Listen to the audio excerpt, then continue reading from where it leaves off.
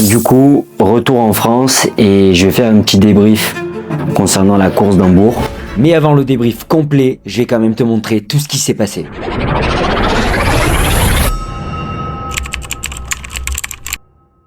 Dans un décor un peu de ski, on est à Gap. Parce que demain, je fais une compétition qui est un Aerox Challenge. Donc en fait, c'est quasiment comme un Aerox. Ce qui va changer, c'est juste le fait que c'est une box de CrossFit qui organise l'événement. Sinon, la course est presque identique. Il y a les 8 km de run. Toutes les stations sont les mêmes, sauf une seule station. Vu qu'Aerox ont leur propre course, je pense qu'ils peuvent pas faire exactement le même format. Alors après, attention, je dis ça, je suis pas sûr. Deuxième événement auquel je participe, qui réalise ce type de Aerox Challenge. Le premier, c'était à Montpellier. Et pareil, il y avait une station où ils avaient changé. Il n'y avait pas le sled pull. Il y avait un tire flip. Et là, au lieu du sled pull, on a des step up power de box, qui est un exo de CrossFit que je n'ai jamais fait. Donc on verra. Le but du coup demain, d'essayer d'aller gratter le podium ou même de gagner. Comme à chaque compétition, je ne sais pas qui je vais avoir à faire. J'ai pas vraiment aussi de grosses ambitions envers cette compétition. C'est plus une étape préparatoire à l'Aerox d'Hambourg. Voilà, le but c'est de me faire une vraie simulation demain, de voir là où à peu près que je me situe, là où ça peut pêcher, pour ajuster les petits réglages pour Hambourg, qui est du coup là dans une semaine. Voilà, on a pris un petit Airbnb. Enfin, un Airbnb, c'est une grande villa. Donc là, c'est la chambre. Passe ici, genre bureau, petit Velux. Là, on est au premier étage et en bas il y a le salon de vie. Donc là il y a d'autres chambres ici. C'est vraiment une grande maison. La petite salle de bain qui va bien. En vrai elle est super spacieuse. Bam. Putain.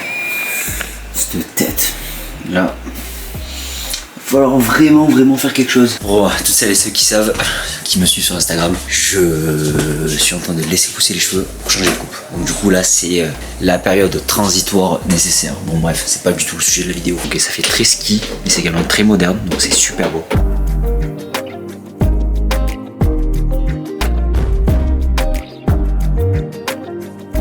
Contre en deux, ça sera encore plus impressionnant. Regarde par rapport à mon camion. Tu vois, non mais attends, pour le tracter. Non mais moi je te dis dans la calanque et tout, ça passe pas du tout. Pourquoi je ne mets pas dans le jardin le bateau? Tu fais quoi de bon à manger, Estelle? Des tomates en petits dés. Donc tu fais pas que ça à manger? Non mais c'est des tomates que je coupe en petits dés avec du basilic, de l'huile d'olive et des linguines.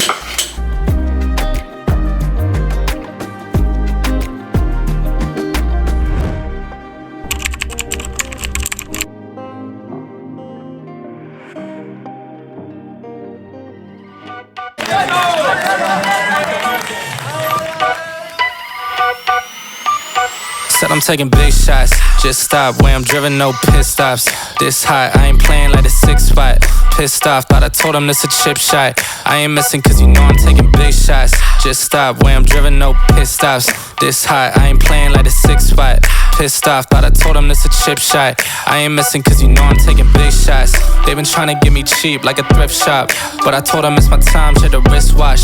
They been talking way before they even doing something. Whoa. If they wanna play, let's get a tip off. Ain't no silver lining, dawg, this some rose gold. Getting new money, I'm a old soul. Yeah, I get it bouncing like a pogo. Whoa.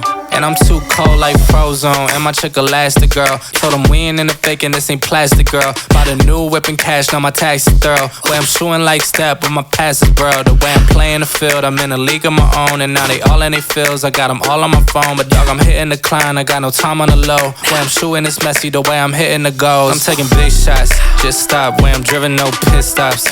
This hot, I ain't playing like a 6 spot. Pissed off, thought I told him this a chip shot. I ain't missing cause you know I'm taking big shots. Just stop where I'm driven, no pit stops. This hot, I ain't playing like a 6 spot. Pissed off, thought I told him this a chip shot. I ain't missing cause you know I'm taking big shots. I just left, but you know I'm coming back though. And you know I don't play by my rags though. Now go and turn it up to the max, whoa. Send a paper to me now like a fax, whoa. Got 2 phones ringing off the hook now. When I'm in the city, I get looks now. I was going bad, but I'm good now. Said I had to go and put my foot down. Told him I'ma get it and go. Even in the summer, man, they knowing I'm cold. I got a couple shots coming that I made out the flows. Might get a couple more popping if I do it some more. I gotta do it for real. Said I'm back in my bag. All I did is to climb it just like they all in the day. Ça va pas du tout. Donc voilà, retour à la maison. Bon, on a passé une super journée, c'était cool de pouvoir se tester comme ça avant du coup la grosse vraie première échéance qui est du coup l'Aerox d'Hambourg. En vrai, très content parce que c'est la première fois de ma vie que je fais un podium, que je monte sur un podium, donc deuxième. Bon, c'est bien. J'avoue quand même que je reste un petit peu sur un goût d'inachevé parce que on n'était pas beaucoup, on était une petite trentaine. Je me suis dit j'y vais, je joue la gagne. Donc deuxième, mais bon voilà, il y a eu meilleur, donc c'est comme ça, c'est la vie. Puis ça pousse à pas rester une fois de plus dans sa zone de confort et toujours aller chercher plus. Donc en soi, c'est pas plus mal, content de l'avoir fait. Même si le temps final n'est pas représentatif d'un vrai Aerox parce qu'il y a moins de temps de transition. Dans un vrai Aerox, en fait, il y a beaucoup de stations. Et en fait, le temps de rejoindre la piste, il y a quand même pas mal de circulation, pas mal de mètres d'écart. Donc il faudrait rajouter 3-4 minutes à mon temps qui est de 1h12, ce qui me ferait, admettons, aller à 1h04, ce qui est en soi une belle amélioration par rapport à mon dernier Aerox où je fais 1h06. Mais donc du coup, ça va dans le bon sens, c'est ça qu'il faut regarder. Donc voilà, donc on va continuer de travailler. Let's go, voilà, faut pas lâcher. Retour à la maison avec... Tu me fumes. C'est Russell qui fait du bruit là. C'est simple, elle a plus mangé que moi. Ah, j'ai énormément mangé aujourd'hui. C'est en fait de me voir dépenser, brûler des calories. Je suis en préparation parce que c'est vrai. Hambourg. Mais c'est vrai, elle fait Hambourg aussi en duo fille. Duo femme, pardon, duo femme. Ça se passe comment cette prépa? Hâte que ça se termine, c'était un calvaire. Je me suis mis dans un truc. Elle a mangé une genre de truc à la raclette aujourd'hui. C'est charcuté. Mais tout est dans la nutrition de toute façon. Oui. J'ai mangé une grosse burrata ce soir avec des spaghettis. Et ça va, c'était pas trop dur? C'est dur quand même, non? C'est très dur. Je te dis, j'ai hâte que ça se termine. C'est bien. Bon, allez, affaire à suivre. Non, mais Russell qui fait... The goods have been acquired. Je ne sais pas pourquoi, arrivé aux fentes, je crampe. Mais instantanément. Et à Gap, ça m'est arrivé, je n'y pensais même pas. C'est-à-dire que je faisais ma course, ça se déroulait bien. J'arrive aux fentes. Je prends les haltères, je descends sur la première fente, je crampe. Heureusement que j'avais de l'avance sur ma vague parce que je me suis fait rattraper. Et du coup, j'ai perdu du temps dans mon temps global. Là, ce que j'ai fait, parce que je me prépare toujours assez bien pour une course en termes d'entraînement, en termes de supplémentation, en termes d'hydratation, en termes de sommeil. J'avais plus d'électrolytes depuis un petit moment. En fait, il y a un complexe qui est enrichi en électrolytes que je prends, complexe de la marque BPN, c'est une marque américaine. C'est le G1M. G1M, G1M Sport, c'est en fait un complexe de carbs et d'électrolytes, de potassium, enfin etc. Et du coup je prenais ça, qui est très bien, mais je pense que je vais repartir sur également une supplémentation en parallèle de celui-là avec des électrolytes purs. J'adore ceux de la marque Perform, donc là c'est ce que je viens d'aller acheter. Voilà la marque, on voit ou pas? Ouais, on voit. Donc la marque Perform, j'aime bien cette marque parce qu'au niveau du goût, au niveau des dosages, je la trouve top. Et également, je me suis renseigné, la taurine, ça permet de lutter contre les crampes. Bon, ça a d'autres bienfaits également lors d'un effort. Je vais me supplémenter pour la première fois en taurine. On va voir si ça va m'aider. J'ai acheté des blancs d'œufs, mais ça, c'est plus pour les breakfasts, tu vois. Donc voilà, bon, en parallèle de tout ça, bien sûr, le training, l'hydratation, la surcharge que je fais en Saint-Thior, qui est une eau riche en sels minéraux la semaine d'avant l'événement, tout ça ne change pas, ça ne vient que s'ajouter à ce que j'ai pu faire jusqu'à présent, puis on verra. Achat de la supplémentation, ça c'est bon, maintenant on va aller s'entraîner. Took control, run the game. Best believe I'm shining, dog. Counting up my wins, yeah, I love it when they count me out. Off the leash, of the chain, boy, I've been a dog. Best believe I run the game, you know I'm in control of y'all. Okay, let me talk to the chat. They know I was gone for a minute, had to BRB. Had to grab a couple wins, what I did. They sleeping on the kid, I had to do it B.I.G. Je bois ça parce que c'est ce qui se rapproche le plus d'une bière en fait. Non, je déconne.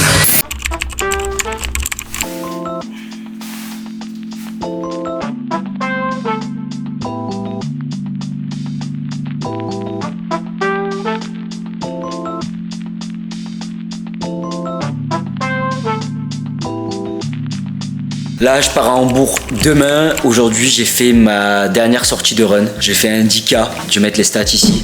Il me semble que c'était à 5, entre 5,30 et 5,40. Donc voilà, vraiment en zone 2. Le but, c'est de faire tourner les jambes. Donc là, on est le 2 octobre. Je prends l'avion le 3 octobre à 5h55 du matin. Donc autant dire que la nuit va être très courte. Je passe à l'Aerox à 15h30 le samedi. Donc dans un peu moins de 2 jours maintenant. Et préparer mes affaires pour demain. Je vais me mettre un petit peu à taffer là dans mon petit espace. Bon, comme il est beau. Ça c'est les backgrounds de Brandon, tu vois. Ceux qui regardent mes réels, le fond noir, ce n'est qu'un drap en fait. Bon voilà quoi. Pour ceux qui regardent le contenu long sur YouTube, vous aurez les backgrounds les gars.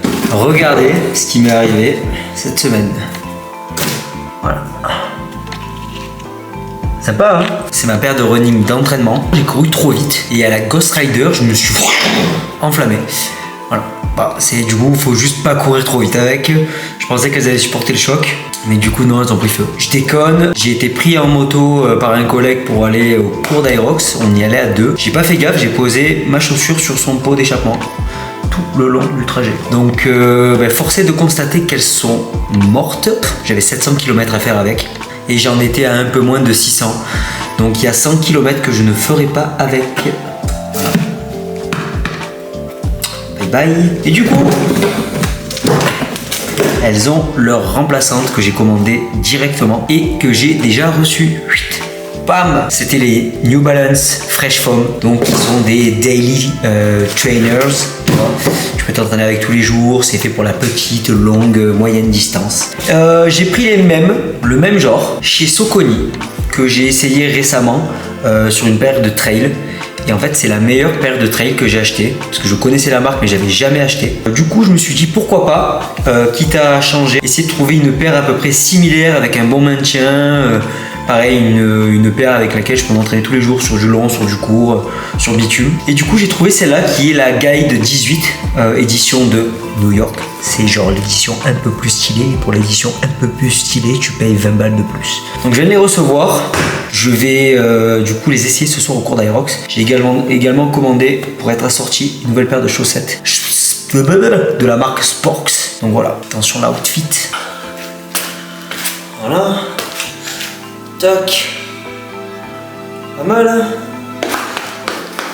Voilà, donc ça, les affaires pour demain, c'est bon. Ça, c'est toutes les affaires pour l'Allemagne. Alors, je sais pas si ça vous le fait à vous, mais à chaque fois que j'ai une compétition, j'aime bien avoir soit une tenue complète pour la compétition en question, soit avoir au moins un accessoire, quelque chose de nouveau en fait. Sauf qu'au final, du coup, j'ai des habits de sport. Enfin, j'ai une penderie, piste, une étagère complète qui est en 2 parties parce que j'ai cette rangée là et j'ai derrière, désolé c'est mal rangé. C'est que mes habits de sport. Et du coup je me rends compte qu'en fait j'achète des tenues pour la compète, qu'après j'utilise pour l'entraînement parce que c'est des belles tenues, mais je veux pas les remettre aux compètes suivantes. Je veux les remettre juste à l'entraînement. Et donc du coup pour les compètes suivantes, j'ai envie de m'acheter une nouvelle tenue ou un nouveau short ou de nouvelles chaussettes. Et j'en arrive au point que je veux dire, c'est que là pour Hambourg, ça va. J'ai été très soft par rapport à d'habitude. J'ai rien de neuf, j'ai juste ça.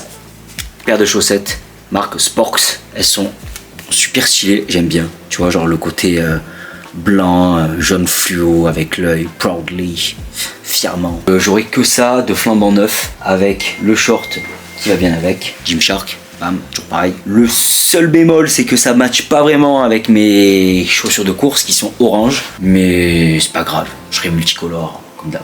Voilà. Rien à foutre. On a mis tous les compléments. Tac. Là-dedans, voilà, du coup, il y a de la taurine, des oméga 3, des anti-inflammatoires, du coenzyme Q10, ça c'est pour la santé du cœur, mais ça aide à augmenter du coup la performance athlétique, et de la sportéine, voilà, que je vais également prendre, ça c'est pour éviter les crampes, voilà, pour pas que je crampe aux fentes pour la 4e fois d'affilée. Des gels, donc je vais en prendre un juste avant la course, et un pendant peut-être, si j'ai le temps, si j'y arrive, je vais essayer. Ça pareil, G1M, donc ça je vais le faire avant la compétition, je pense 40 minutes avant. La créatine, ça, je n'en aurai pas besoin en vrai. Le jour J, ça sera après l'effort. Parce que la créatine, ça n'a pas de vertu spécifique liée à l'endurance. C'est plus en mode muscle hypertrophie. Donc je vais en prendre, ça sera dans mon shaker de whey que je consommerai après l'effort. Archiso French, les gars. Pépite. Grosse pépite. Là, on est pareil, on est ready, tu vois.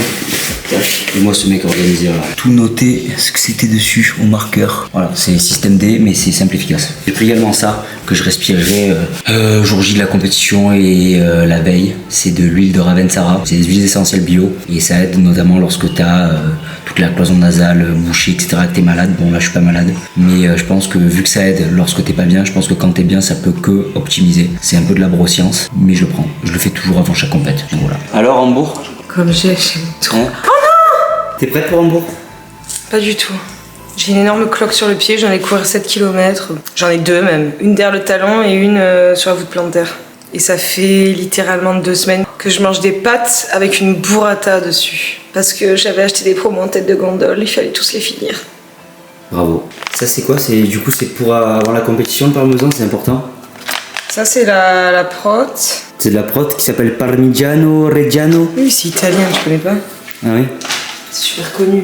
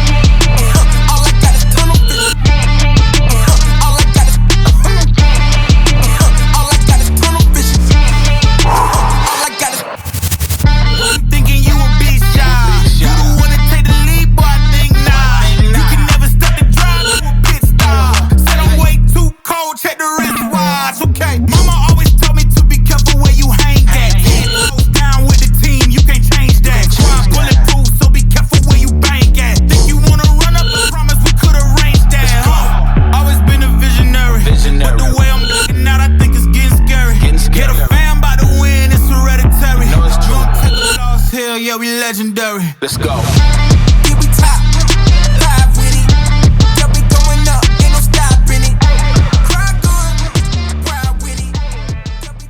Du coup, retour en France et je vais faire un petit débrief concernant la course d'Hambourg. Je suis très déçu parce que je vois que je fais à quelques secondes près le même temps qu'Arimini. Donc Arimini, j'avais fait 1h06 et 27 secondes si je dis pas de bêtises. Et là, je fais 1h06 et 25 secondes. Avec 15 secondes de pénalité. Je reviendrai plus tard sur les 15 secondes de pénalité. 1h06, donc contre-performance. Alors que j'étais pas venu pour ça, j'étais venu pour me rapprocher des 1h, bien loin de l'objectif. C'est la première fois que ça m'arrivait dans toutes les petites compétitions que j'ai pu réaliser, de ne pas m'améliorer, de pas progresser. Ça m'a fait mal au moral parce que je me suis dit, punaise, alors certes, j'ai repris la prépa début septembre et entre le 1er septembre et le 4 octobre, j'ai eu du coup beaucoup de temps pour bien me préparer, mais j'ai fait quand même les choses comme je devais les faire, c'est-à-dire bien m'entraîner, la nutrition et la récupération bien comme il faut. Et pour moi, du coup, je sortais très déçu de cette course. Ça, c'était ma réaction à chaud. Après, j'ai pris un petit peu de recul et j'ai essayé de me poser un petit peu les bonnes questions en me disant, voilà, est-ce qu'il y a du positif? Qu'est-ce que je peux tirer du positif? Quel est le négatif? Et comment je vais pouvoir m'améliorer pour la suite et pour le prochain Aerox qui sera celui de Bordeaux? Déjà, d'un point de vue positif, quand je compare à Rimini, je fais un meilleur classement. Alors que nous sommes plus nombreux à Hambourg, je fais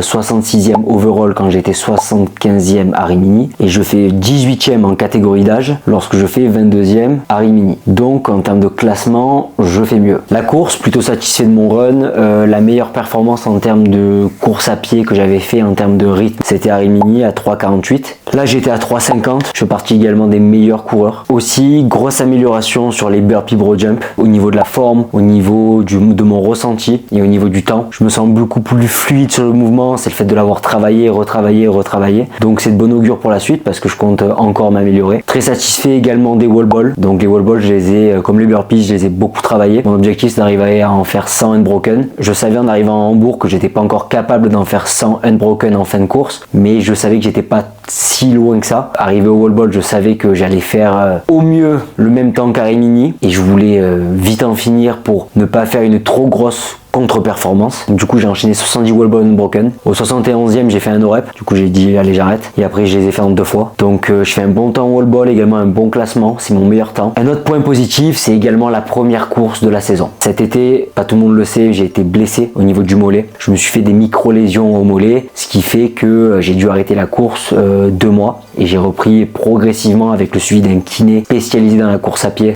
début août. Mais j'ai vraiment repris de façon très progressive. Et j'avais pas accumulé un gros volume de course à pied jusqu'à Hambourg. Donc d'avoir encore une fois eu le rythme des 3,50 au kill, plus de faire partie des meilleurs coureurs de la course, j'étais pas mécontent. Ça c'était pour les points positifs, chiffrés et quantifiables. Avec le recul, il y a également des points positif dans la mesure où j'arrive à Hambourg pas dans les meilleures conditions. Et en fait, le fait de ne pas être dans les meilleures conditions, ça peut également expliquer pourquoi j'ai pas performé comme je l'entendais. On pourra jamais le démontrer, on pourra jamais le chiffrer, mais quand je pèse un peu le pour et le contre, c'est un petit peu la conclusion que je tire. Premièrement, 6 jours avant la compétition à Hambourg, je pars à Gap comme vous avez pu le voir, je fais du coup une simulation d'Aerox complète. Seulement, entre cette compétition là et Hambourg, j'ai eu peu de temps de récup et direct le lendemain de Gap, j'ai repris l'entraînement fort. La compétition de Gap avait lieu un dimanche. Je me suis entraîné 2 fois lundi, 2 fois mardi, 2 fois mercredi avec des intensités assez hautes. Et je pensais que jeudi, vendredi allait me suffire pour récupérer. Sachant que nous partions du coup à Hambourg le vendredi. Et le vendredi matin et même le samedi, le jour de la course, je sentais que j'avais les jambes lourdes, que j'avais encore des courbatures, que nerveusement j'avais pas pleinement récupéré. J'étais pas dans la meilleure des formes. En plus de ça, on avait un avion qui était très tôt le vendredi matin pour partir à Hambourg. Je me suis couché assez tard le vendredi en rentrant du sport, etc. Et j'étais assez excité du départ. Le réveil étant à 2h du matin. Je me suis couché à 22h et j'ai fait une nuit blanche. J'ai vraiment pas fermé l'œil. Donc je pars et j'arrive en Allemagne totalement décalé, sans aucune heure de sommeil, la veille d'une compète. Donc pas idéal. Il faut ajouter à ça le fait que moi qui ne suis jamais malade, j'arrive à Hambourg, je suis malade. Voilà, on cumule un peu les trois. Alors moi, faut savoir que là, tout ce que je dis là, c'est vraiment ma réflexion avec le recul après course. Quand ça m'arrive sur le moment, je me dis rien. Je me dis c'est bon, les jambes, elles sont lourdes, ok, mais ça va le faire. Je suis malade, ok, j'ai le nez bouché, mais quand je vais être dans l'effort, tout va passer, je vais me sentir bien. Ok, j'ai fait une nuit blanche, mais c'est bon, je vais bien dormir dans la nuit qu'il y a de vendredi à samedi et je vais récupérer. Donc voici ce que je me dis et du coup, je néglige un peu cet aspect-là. Et c'est après, en prenant un peu de hauteur et en faisant un peu une rétrospective, que je me dis, ouais, ça n'a pas dû m'aider. Je ne dis pas que ma contre-perf est uniquement due à ça. On ne pourra pas dire que j'ai eu un pic de forme ce jour-là. Un détail que j'ajouterai et que vous savez, donc du coup mon objectif c'est de réaliser un Aerox en open sous 1 heure. Je m'étais donc du coup inscrit en vague sub 1 heure. Pour moi, de ce que j'ai pu voir et observer, alors peut-être que je me trompe, en cas si vous avez la réponse, je vous encourage à me le dire en commentaire. J'ai l'impression que plus ta vague de départ est proche de l'heure, plus tu pars tôt le matin. Du coup, en m'inscrivant en sub 1 heure, je pensais partir assez tôt. Et j'ai l'habitude de réaliser les compétitions le matin tôt. Là, je partais à 15h30. Ça me dérange pas de partir plus tard. Au contraire, j'ai plus d'heures de sommeil, j'ai moins le stress le matin, j'ai plus de temps pour manger, m'hydrater, etc. C'est juste que en partant à 15h30, j'étais pas qu'avec des sub 1 heure à mon avis, parce qu'il y avait vraiment dans ma vague des gens de divers niveaux et on était en même temps que des doubles. Ce qui fait que la piste était très embouteillée. Il y avait des gens qui se mettaient sur la fast line qui n'avaient pas forcément le niveau de la fast line. Du coup, j'ai dû plusieurs reprises slalomer et bon, on perd du temps, on se fatigue, etc. Donc je pense que ça n'a pas été optimal. Pareil, c'est pas quantifiable, ça n'a pas aidé. C'est sûr. Parlons de cette pénalité que j'ai reçue. Sauf erreur de ma part, à l'Aerox, on prend une pénalité lorsqu'on essaye de gagner du temps. Par exemple, je fais un no rep au burpees en ne mettant pas les mains 30 cm devant mes pieds, en les mettant du coup bien devant moi au niveau de mes épaules. Je vais gratter 1,5 m ou plus sur mon burpees. Et donc du coup, je vais gratter du temps. Si je me fais voir par un juge, je vais prendre une pénalité parce que j'ai essayé de gagner du temps en faisant un mauvais mouvement. Voici ce qui pour moi est écrit dans le règlement. Au sled pull, il est bien interdit de marcher sur la ligne lorsqu'on tire le sled. Donc on a un petit espace, je sais pas combien ça mesure, sûrement un peu plus d'1 mètre. On a un petit espace pour prendre le sled pull, prendre la corde et tirer, reculer. Faut juste pas marcher sur les lignes qui délimitent cet espace. C'est bien ce que j'ai fait. Donc je fais mes 4 tirages du sled pull et une fois que je termine mon dernier tirage, que le juge me le valide, je pars dans la mauvaise direction. En fait, je me dirige vers l'entrée, pensant que l'entrée c'était la sortie. Donc je fais 2 pas direction l'entrée et je prends une pénalité pour ça. Je discute très brièvement avec le juge en lui disant non mais je viens déjà de perdre du temps en me trompant, ça ne m'a pas avantagé de me diriger vers l'entrée parce que je cherchais la sortie. Il m'a dit tu as franchi la ligne, tu prends une pénalité. Donc je prends une pénalité qui pour moi est non légitime, j'essaie de pas y penser, bien que ça m'a un peu affecté mentalement. Après on parle de 15 secondes, on parle pas non plus de 3 minutes. Donc je pars à fond et je me dis c'est bon, c'est pas grave. Faut savoir aussi une chose qui s'est produite sur mes 3 Aerox, donc à Marseille, à Rimini et à Hambourg. Je ne sais pas encore pourquoi, je crampe à l'arrivée des fentes. Je n'ai pas commencé les fentes, que j'ai le vaste interne au niveau du quadriceps qui crampe, mais qui crampe très fort. Et du coup, ça me fait faire des temps de merde aux fentes. J'arrive aux fentes à Hambourg. J'étais déjà en train de cramper, je fais un meilleur temps que d'habitude aux fentes parce que je commence à avoir l'habitude des crampes, mais je fais quand même un temps dégueulasse. Donc là je viens d'énumérer voilà un peu toutes les choses positives, dans le sens les choses que j'ai bien faites et les choses qui ne m'ont pas aidé à performer. Donc c'est pour ça que j'ai mis dans positif, c'est-à-dire que dans de meilleures conditions, sans ces cafouillages là, sans cette mauvaise gestion là, que ce soit de ma part ou que ce soit de la part de la course avec les bénévoles, etc., j'aurais sans doute mieux performé. Maintenant il y a des choses négatives et les choses négatives c'est les points sur lesquels je dois travailler. Donc qu'est-ce que je dois travailler? Je dois travailler plus mes ergos. Le rameur et le skierg, je ne me suis pas amélioré entre ma première et ma 3e course. Sachant que mes temps ne sont pas particulièrement bons, ils sont, je dirais, moyens. Pour le rameur et le skierg, il faut que je travaille différemment en faisant du fractionné, en faisant également du volume, que je fasse un peu un focus sur les ergos. Chose que j'avais faite du coup sur les burpees et les wall balls et ça a payé. Je l'ai pas fait sur les ergos parce que je pensais que j'en avais pas besoin. J'en ai besoin. Ça c'est le premier axe d'amélioration pour la préparation de Bordeaux. Pour ce qui est des crampes au niveau des fentes, j'ai compris une chose, chose, c'est que c'est pas lié à mon hydratation. Faut savoir que ma nutrition, mon hydratation était au point, donc ça vient pas de là. Je pense que tout simplement, ça va encore m'arriver à Bordeaux.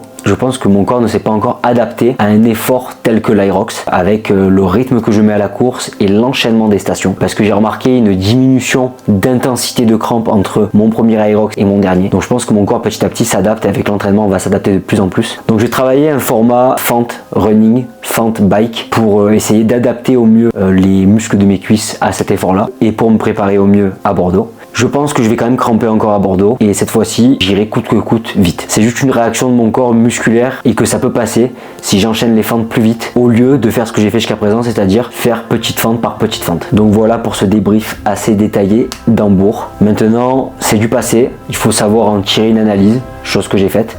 De par cette analyse, je vais pouvoir du coup travailler sur la suite et j'ai déjà commencé à travailler sur la suite pour Bordeaux. Et l'objectif de Bordeaux, il change pas, ça va être de se rapprocher des 60 minutes. Et si j'y arrive à passer sous l'heure à Bordeaux, ce serait magnifique. Sinon, j'aurai d'autres opportunités. Et de toute façon, c'est ça la vie, on peut pas progresser à chaque fois. Et en fait, dans la contre-performance, il y a un progrès caché parce que c'est cette contre-performance qui nous apprend. C'est cliché, mais c'est la réalité. On apprend de ses erreurs et c'est là qu'on performe. Donc, c'est ce que je m'apprête à faire. C'est ce que je m'apprête à démontrer du coup en vidéo. Et pour ça, toutes celles et ceux qui suivent la série direction vers un Aerox sous 1 heure, vous verrez ça, je sais pas dans quel épisode, j'espère le plus vite possible, mais voilà, en tout cas restez bien connectés, les prochaines vidéos elles vont s'enchaîner et tu sais sur quoi je vais clôturer. Sois une légende, pas un mythe, et peace.